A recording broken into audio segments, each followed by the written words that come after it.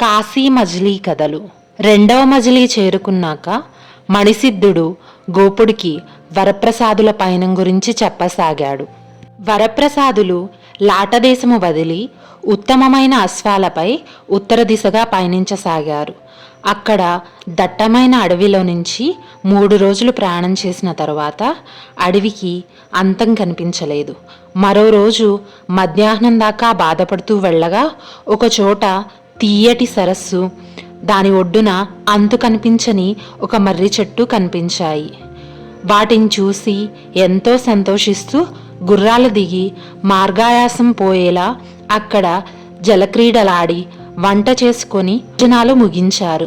అప్పుడు ఆ విశాల వటవృక్షాన్ని తీరిగ్గా చూశారు. ఈ వటవృక్షం ఎంత వింతగా ఉందో చూసారా? దీని మీద మనం ఎన్నడూ చూడని వింత పక్షులు ఇంకెన్నో ఉన్నాయి. దీని కొమ్మల మీద నుంచి బళ్ళు కూడా వెళ్ళగలవు. అవి చాలా పెద్దవిగాను దృఢంగాను ఉన్నాయి అని అనుకున్నారు. ఈ కొమ్మల పొడవెంతో చూద్దామా అని రాముడు అనడంతో సాంబుడు తప్ప మిగతా 4 అందుకు సిద్ధపడ్డారు. 4 4 కొమ్మల వెంట పోదాం. 6 మాసాల గడువులో మళ్ళీ ఇక్కడికి తిరిగి రావాలి. ఎవరైనా ముందుగా వచ్చినా మిగిలిన అందరూ వచ్చేదాకా ఇక్కడే ఉండాలి.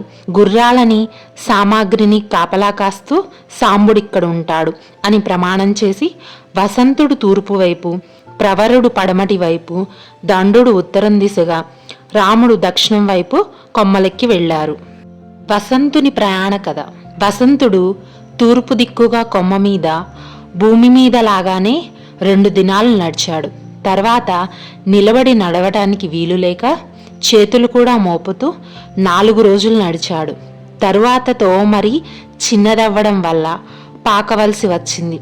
ఇలా 8 రోజులు గడిచాక ఆ మర్రి చెట్టుకు ఒక అంతం కనిపించింది. అక్కడి నుంచి చూసేసరికి ఒక వింతైన ప్రదేశం, చుట్టూ పొగ, అది మాయమై తరువాత ఒక పెద్ద కాంతి, దానిని దాటాక ఎత్తైన మెరిసిపోతున్న భవనాలు కనిపించాయి. వసంతుడు వాటిని చూసి ఆశ్చర్యపడుతూ ఇదేదో పట్టణంలా ఉంది, చెట్టు మొదలకి చేరుకునేందుకు చాలా గడువు ఉంది, ఆలోగా ఈ పట్టణం విశేషాలు చూడొచ్చు అనుకుంటూ ఆ పట్టణానికి వెళ్ళాడు. అక్కడ ఒక మనిషి కానీ, ఒక పక్షి కానీ, ఒక జంతువు కానీ ఏవీ లేవు. అన్ని తలుపులు మూసివేసి ఉన్నాయి. జనసంచారం అనేదే లేదు. కానీ నగరం చాలా విచిత్రంగా ఉంది. అక్కడ ఇళ్ళన్నీ ఒకేలా ఉన్నాయి అంటూ వీధుల్లో మళ్ళీ మళ్ళీ తిరిగి వచ్చాడు. ఇక్కడ కూడా మనుషులు కనబడకపోతే వెళ్ళిపోవాలనుకుంటూ ఒక పెద్ద కోట కనిపిస్తే అందులోకి వెళ్ళాడు. అందులో కూడా మనుషులు ఉంటారని తలచి దాని చుట్టూ తిరిగినా ఎవ్వరూ లేరు. అలాంటి భవనానికి తప్పకుండా ఒక ద్వారం ఉంటుంది అని నేలను కూడా చూస్తుంటూ తిరుగుతుంటే భవనానికి ఒక గొళ్ళెం కనిపించింది. దానిని పైకి లాగేసరికి గుహలాంటి ఒక గుమ్మం తెరుచుకుంది. చీకటిలా ఉన్నా ముందుకు నడిచాడు. అతను వెళ్ళగానే ఆ గుమ్మం మూసుకుపోయింది. మొదట్లో అతనికి ఎవరూ కనిపించలేదు. తరువాత ఒక ఉద్యానవనం, దాని చుట్టూ ఎవరూ లేకపోవటం చూసి ఇంకెవరూ లేరేమో, తను మాత్రం కొంచెం సేపు ఇక్కడ సేద తీరచ్చు అని అనుకున్నాడు. అలా ఆలోచిస్తూ కొంచెం ముందుకు నడిచేసరికి ఒక మేడ లాంటిది భవనం కనిపించింది. మెట్లెక్కి దానిలోకి వెళ్ళగా అక్కడ ఇంకొక చక్కని అంతఃపురం కనిపించింది. అక్కడ హంసతూలికా తల్పం మీద అద్భుత సౌందర్య రాశియగు ఒక కన్య నిద్రిస్తూ కనపడింది. ఆమెను చూసి నిజంగా ఇంత సుందరీమణులు ఎక్కడైనా ఉంటారా అని అనుకున్నాడు. ఆమెకు నిద్రాభంగం చేయడం ఇష్టం లేక వసంతుడు ఆమె సౌందర్యాన్ని చూసి ముగ్ధ మనోహరుడయ్యాడు. ఆమె నిద్ర మేల్కొని ఎదుట నిల్చున్న పురుషుణ్ణి చూసి, నువ్వు ఈ రాక్షస భవనానికి ఎలా వచ్చావు? నీది ఏ దేశం? నీ పేరేమిటి అంది.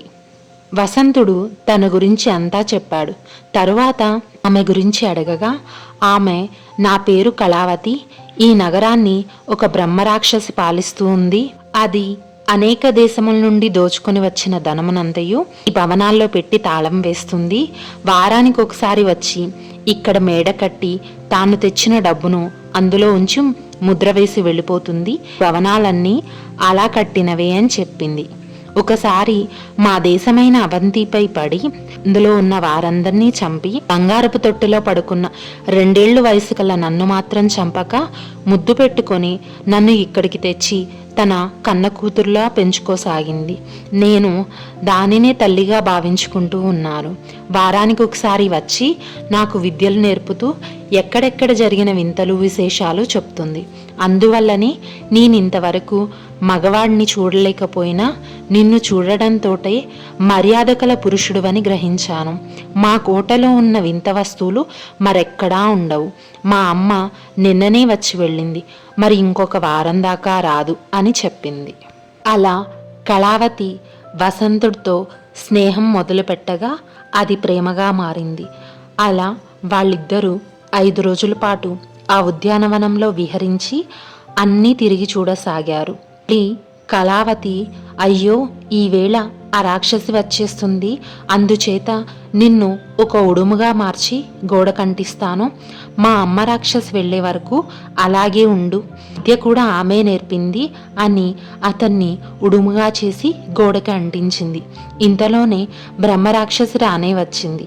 ఆమెకు ఎదురేగి కళావతి ఆహ్వానించింది. భోజనం అయ్యాక, అమ్మాయి, నేడు మన ఇంట నరవాసన వస్తుందేంటి అని అడిగింది. ఈ అడవిలోకి మనుషులు రారుగా, వచ్చిన ఈ కోటలోకి ఎలా వస్తారు? అయినా నేను మనిషినేగా, నా వాసన కూడా నీకు పడదు కదా, నన్ను చంపే నరవాసన రాకుండా ఉంటుంది అని అంది కళావతి. రాక్షసి బాధపడి కూతుర్ని ఓదార్చి చూసిన వింతలు విశేషాలు అన్నీ చెప్పి నిద్రించి ఉదయం కావడంతోనే మళ్ళీ వెళ్ళిపోయింది. పతి అలంకరించుకొని ఉడుముని వసంతునిగా మార్చుకొని వాళ్ళిద్దరూ సంతోషంగా గడపసాగారు. కొన్ని రోజులు గడిచాయి. ఒకరోజు వసంతుడు, కళావతి, పాము పడగ కింద కప్పలా ఏం బ్రతుకిది, ఆకలిగా ఉన్నప్పుడు మీ అమ్మ రాక్షసి నిన్ను కూడా నిస్సందేహంగా తినేస్తుంది. క్రూరులను నమ్మలేం, మనం ఇక్కడి నుంచి పోయి సుఖంగా ఉండొచ్చు కదా అన్నాడు. అయ్యో, మీకు ఆ రాక్షసి శక్తి సామర్థ్యాలు తెలియవు. ఒకవేళ మనం ఎక్కడికైనా వెళ్ళినా క్షణంలో వచ్చి ఇద్దరినీ తినేయగలదు అని అంది ఆమె భయంగా. కొన్నాళ్ళు గడిచాక వసంతుడు ఆమెకొక పథకం చెప్పి ఆ రాత్రి రాక్షసి వచ్చాక అలా చేయమని చెప్పాడు. రాక్షసి వచ్చే ముందు అతన్ని బల్లిగా చేసి గోడకి అంటించి రాక్షసి చూసేలా కన్నీరు పెట్టుగా సాగింది.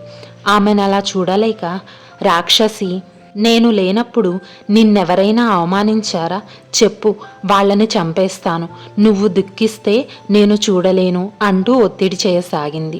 చాలా బతిమాలించుకున్నాక, నా విచారానికి కారణం ఏమీ కావు, నువ్వు అనేక దేశాలు తిరుగుతుంటావు, ఎన్నో ఘోరాలు చేస్తుంటావు.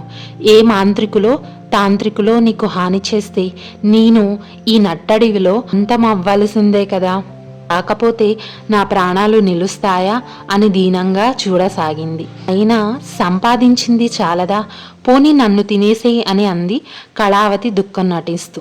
దాని చింత, చాలే, నన్నెవరూ చంపలేరు, నేనెక్కడికి వెళ్ళినా నా ఆయుర్దాయం ఇక్కడే ఉంటుంది, ఎరిగిన వారు తప్ప నన్ను ఎవ్వరూ చంపలేరు, అది తెలుసుకోవడం బ్రహ్మతరం కూడా కాదు, అందుకే రాక్షసులు ఒకే చోట ఉండడం పరిపాటి కాదు అని అంది. కళావతి దానితో తృప్తి పడక, నీ ఆయువు గోప్యంగా ఉందంటే సరిపోతుందా, దాని రహస్యం కూడా ఏంటో చెప్పు, అప్పుడే నేను నిశ్చింతగా ఉండేది అని అంది. తన మీద కూతురికి ఎంతో ప్రేమ అనుకొని మురిసిపోతూ బ్రహ్మరాక్షసి ఈ విధంగా చెప్పసాగింది. నగరానికి ఉత్తరంగా రత్నములు అద్దబడిన మెట్లు కల ఒక తటాకం ఉంది. దానిలో స్నానం చేసి ముమ్మారు ప్రదక్షిణం చేసి పడమర వైపు చూస్తే ఒక అరటి తోట కనిపిస్తుంది. ఒక్కొక్క అరటి చెట్టుకి 100 పళ్ళుంటాయి. అవి రకరకాలుగా కనిపిస్తాయి. ఆ చెట్ల మధ్య వింతైన ఆకులతో పళ్ళిక్కరిసిన గెలలతో ఒక చెట్టు ఉంటుంది. ఆ పళ్ళన్నీ తొలగిస్తే తాళం వేయబడిన ఇనుప పెట్టె కనిపిస్తుంది. ఆ మూత తెరిస్తే రత్నాల గోడలతో పాతాళ గృహం కనిపిస్తుంది. దానిలో మణులు స్తంభాల మండపం, అక్కడ వేలాడగట్టిన బంగారు పంచరంలో ఒక పంచవన్నెల రామచిలక, అందులో నా ప్రాణం ఉంది. ఏమైనా హాని జరిగితే నాకు జరుగుతుంది, మరోలా చావు నా సమీపానికి కూడా రాదు అని కూతురికి నచ్చజెప్పింది. ఓ అవునా అని అంది కళావతి. తెల్లవారేసరికి బ్రహ్మరాక్షసి వెళ్ళిపోగా వసంతుడికి ఈ విషయం మొత్తం పూసగుచ్చినట్టు చెప్పింది. వసంతుడు ముఖ చూపి కోటలో నుంచి బయటపడి ఉత్తరంగా వెళ్ళేసరికి రాక్షసి చెప్పిన గుర్తులతో ఒక సరస్సు కనిపించింది. దానిలో రాక్షసి చెప్పినట్లే ముమ్మార్లు ప్రదక్షిణ చేసి తోటలోని బోధను చూసి చెట్టు నరకగానే ఒక ఇనుప ద్వారం కనిపించింది. అప్పుడు ఆ ద్వారపు తాళం మర్చిపోయి వచ్చాడు. ఇప్పుడు ఆ తాళం ఎలా తెరవాలా అని ఆలోచిస్తూ చేయి పెట్టేసరికి తాళంలో తగిలింది. ప్రయత్నించగా తాళం కప్ప తెరుచుకుంది.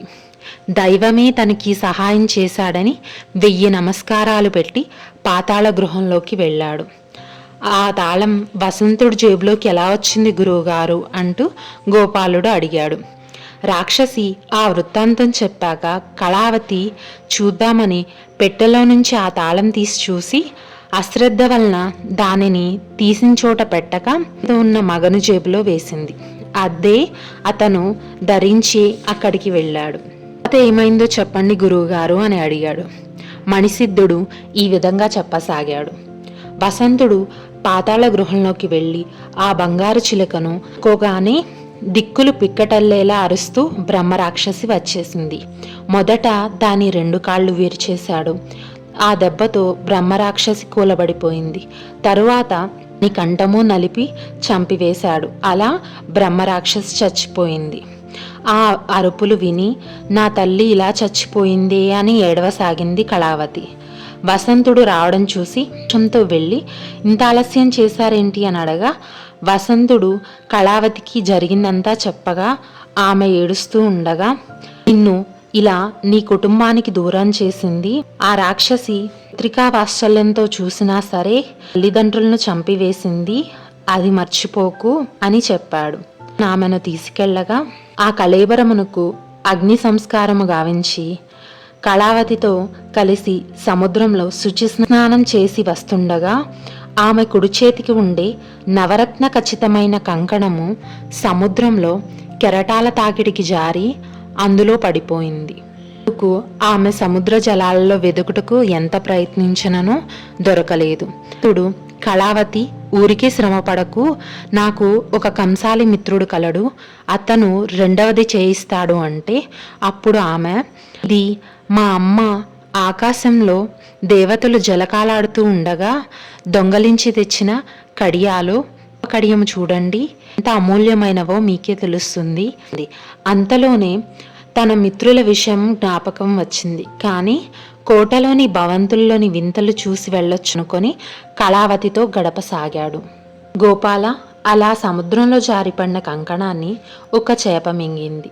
ఆ చేప అలరి వలలో పడగా చేప కంకణం మింగటం వల్ల అది కాంతులు విరజమ్ముతూ ఉండగా జాలరి ఆ చేపను రాజుకి బహుకరించెను. ఆ ప్రాంతానికి అధిపతి అయిన వంగదేశాధీశుడైన కందర్పకేతుడు అనే వానికి అర్పించాడు. కందర్పకేతుడు జాలరికి ఉచిత బహుమానం ఇచ్చి పంపివేసి దగ్గరుండి ఆ చేపను కోయించగా బయటపడిన ఆ కంకణము చూసి ఇంత వింతయగు కంకణము ధరించిన స్త్రీ ఇంకెంత వన్నెలాడై ఉండునో, ఆమెను పొందిన మగవాడు ఇంకెంత అదృష్టవంతుడో అనుకుంటూ ఇట్టి కంకణము ధరించిన ఆమెను తీసుకువచ్చి నాకు అప్పగించిన వారికి అర్ధరాజ్యమిస్తాను అని ప్రకటించాడు. కంకణ చిత్రం తప్ప ఏ ఆధారము లేకపోవడంతో ఎవరూ ముందుకు రాలేదు. నాడు ఆ ఊరిలో ఉన్న ఒక వృద్ధ వనిత ఆ వృత్తాంతం విని రాజు వద్దకు వచ్చి తలవేసిన ప్రదేశం గుర్తు కంకణము రూపురేఖలు తెలుసుకొని ఇలా అంది. దేవరవారు కోరిన కాంతను నేను తీసుకొని వచ్చేదను, విచిత్ర వస్తువులు సకల సదుపాయాలు కల ఒక ఓడను నాకు ఇప్పించండి అని ప్రార్థించింది. రాజు అవన్నీ ఆమెకు సమకూర్చగా పల్లవానికి చేప దొరికిన దిక్కుగా ఓడ కదిలింది. ఓడ నడుస్తూ ఉంటే ఒడ్డుని జాగ్రత్తగా పరిశీలించసాగింది వృద్ధురాలు. అలా 15 రోజులు గడిచిన తరువాత 6వ రోజు ఒక ఒడ్డు నుండి పొగ, దానిలో నుండి మంట, ఎత్తైన మేడలు కనిపించసాగాయి. వాటిని చూసి ఆ ముసలమ్మ సంతోషించి పడవకి లంగరు వేయించి చిన్న దొన్నలో ఆ పట్టణం రేవులో దిగింది. మొదట్లో ఆమెకెవరూ కనిపించలేదు. అలా ఆమె ముందుకు సాగగా కొన్ని మేడలు, అంగళాలు కనిపించాయి. ఉదయం షికారుకు వచ్చిన వసంతుడు కళావతిని చూసి ఆమె తల విరగబోసుకొని సముద్రం ఒడ్డున ఏడవసాగింది. ఈమెను చూసి, అమ్మ, నీవెవరు, నీకొచ్చిన కష్టమేంటి, చెబితే నీకు చేసిన సాయం చేస్తాము అని అన్నారు. దానికి ఆమె మనసులో కళావతిని చూసి, ఆమె చేతికున్న కంకణం కూడా చూసి, ఎలాగోలా దీన్ని తీసుకుపోయి అర్ధరాజ్యం చేజిక్కించుకుంటాను అని మనసులో అనుకుంటూ బయటకి అదేమీ కనిపించనీయకుండా, నా కష్టం ఎవరికి ఏమని చెప్పుకోను, నాకు లేక ఒక కొడుకు పుట్టేసరికి వాడికి తండ్రి చనిపోయాడు, వాడిని పెంచి పెద్ద చేస్తే చివరికి వాడు నన్ను ఇంట్లో నుంచి గెంటి ఇక్కడ పడేశాడు అని బోర్న ఏడ్చేసరికి వీళ్ళు జాలిపడి నువ్వు మాకు సహాయంగా మాతోనే ఉండు అని ఆమెను కోటకు తీసుకువెళ్లారు. కొన్ని రోజులు వారితో నమ్మసక్యంగా ఉంటూ కళావతి మరియు వసంతుడి ప్రవర్తన గమనించసాగింది. రోజు వసంతుడు లేని సమయంలో, అమ్మ, మనం ఈ కోటలో ఒంటరిగా ఉంటున్నాం కదా, నీ భర్త అమిత బలశాలి కనుక మనకి ఏ లోటు లేదు, కానీ మానవ శరీరాలు అశాశ్వతము. నేను ఇలా అంటున్నానని నువ్వు మరోలా భావించకు. ముందో లేక మనం ముందో ఎవరు చెప్పగలరు, భవిష్యత్తు గురించి ముందే జాగ్రత్త పడాలి సుమి. నీ మగని ఆయుర్దాయం ఎంతో అడుగు, నేను అడిగినట్లు చెప్పకు అని బోధించింది. అవ్వ తన క్షేమం కోరి ఇలా చెబుతుందని భావించిన కళావతి ఒకరోజు వసంతుడితో, మీకేమన్నా అయితే మాకేమీ దిక్కు, మీ ఆయువు మీకు తెలిసినా అని అడిగింది. అందుకు వసంతుడు నవ్వుతూ, నాకేంటి భయం, నా ఆయువు ఈ కత్తివర యందు ఉంచబడింది, దీనికి ప్రమాదం వస్తే తప్ప నాకు అపకారం జరగదు అని చెప్పాడు. పోనీ ఈ వరం నువ్వే ఉంచుకొని కాపాడు అని ఆమెకిచ్చి వెళ్ళాడు. కళావతి అదంతా అవ్వకి చెప్పేసింది. అప్పుడు కళావతితో, దీనిని మనం అతి జాగ్రత్తగా కాపాడుకోవాలి సుమి అంటూ, ఎక్కడ దాచుతావో అని అడిగింది. ఎక్కడ దాచినా భయమేముంది, మనం కాక ఇంకెవరొస్తారు ఇక్కడికి, నీ మంచం తల దగ్గరుంచుదాం అని వెళ్ళిపోయింది. కొన్నాళ్ళు గడిచాక ఆ దంపతులు గాఢనిద్రలో ఉండుగా ఈ అవ్వ ఒక రాతి మీద ఆ వరను అరగతీస్తుంటే రాజకుమారుడు మరణవేదంతో కొట్టుకోసాగాడు. కళావతి లేచి వరకన పడక ముసల్దాన్ని వెతికి పట్టుకొని, నీకేం అరం చేశాము అని తిడుతూ అవ్వ చేతిలోని వరను లాక్కుంది. అందుకు అవ్వ, ఎందుకు తిడతావు, నీ మగడు చెప్పిన గుట్టు నిజమో కాదో చూస్తున్నానంతే, పద నీ మగుడికి నిజంగా ఆయాసం కలిగిందో లేదో చూద్దామంటూ గదిలోకి తీసుకువెళ్ళింది. వసంతుడు శవంలా పడున్నాడు. కళావతి, నేను పొరపాటు అట్లే చేసి, అయినా ఒక సిద్ధౌషధం వల్ల నేను బతికిస్తాను, దానికి ముందు నువ్వు సముద్ర జలంతో స్నానం చేయాలి అంటూ ఆమెను సముద్ర తీరానికి తీసుకుపోయింది. వట్టి నేలను కూర్చొని తలంటుకోరాదు అంటూ దోణెలోనికి నడిపించి, పులుసు పోస్తాను, కళ్ళు మూసుకో అంటూ నిమిషంలో ఆ దోణెను ఓడ దగ్గరకు తీసుకుపోయింది. అప్పుడు కన్నులు కడుక్కొని చూడగా భూమి కనిపించక పెద్ద ఓడ మాత్రమే కనిపించింది. ఓసి పాపాత్మురాలా, నా మగడు అక్కడ అచేతనుడై పడి ఉంటే నన్ను ఇక్కడికెందుకు తీసుకువచ్చావు అని పెద్దగా అడిగింది. ముసలదేమీ మాట్లాడకపోవడంతో, నేను ఈ సముద్రంలో పడి చచ్చిపోతాను అంటూ ఆమె లేవబోయేంతలో ముసల్దాని ఆజ్ఞ ప్రకారం ఆమెను ఓడలోకి తీసుకుపోయి ఒక మంచి గదిలో తాళం వేసి బిగించారు. పడవను పోనిమ్ము అని వారికి చెప్పి కళావతితో ఇలా చెప్పింది, నీ భర్త మరణించాడు, ఇంకా తిరిగి రాడు. అతనికంటే రూపంలోనూ ఐశ్వర్యంలోనూ అధికుడు యవ్వనవంతుడు అయిన వాణ్ణి నీకు భర్తగా తెస్తాను. కళావతి అవేమీ వినిపించుకోక తనని తాను తిట్టుకుంటూ దుఃఖించసాగింది. గాలి అనుకూలంగా వీచడంతో మరో 6 రోజులకి ఓడ వంగదేశం చేరింది. రంగి ధ్వని వినడంతో వృద్ధురాలు కార్యం సాధించుకొచ్చిందని రాజు వచ్చాడు. అప్పటికప్పుడే ఆమెను చేపడతానన్న రాజుని కొన్ని దినములు మచ్చిక చేసిన గాని చెగింపరాదు అని వారించింది వృద్ధురాలు.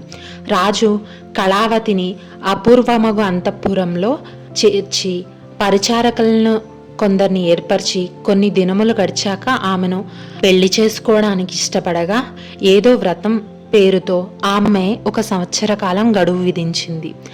గోపాల, ప్రయాణ సమయమైంది, పద వెళ్దాం, తరువాత కథను వచ్చే మజిలీలో చెప్తాను అని అన్నాడు మణిసిద్ధుడు. కథ వినడంతో ఉత్సాహంగా లేచి నడవసాగాడు. మరి వసంతుడు బ్రతికేనా? మళ్ళీ కళావతిని కలుసుకుంటాడా? ఏం జరిగిందో తరువాయి భాగంలో చూద్దాం.